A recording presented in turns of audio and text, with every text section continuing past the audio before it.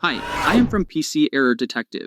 In this video, I'll show you how to play DVDs on Windows 11, step by step, using a simple and reliable method that works for everyone.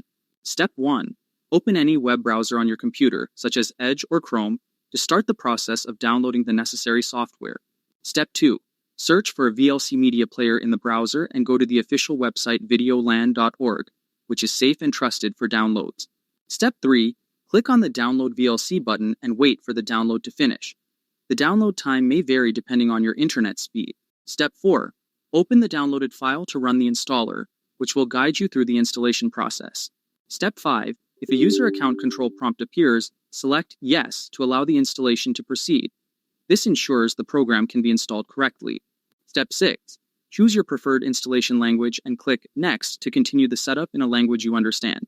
Step 7. Agree to the license agreement by clicking Next, which is required to use VLC legally and safely. Step 8. Click Next again, then select Install to begin installing the program onto your computer.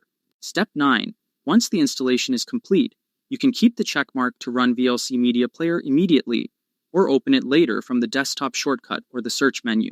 Step 10.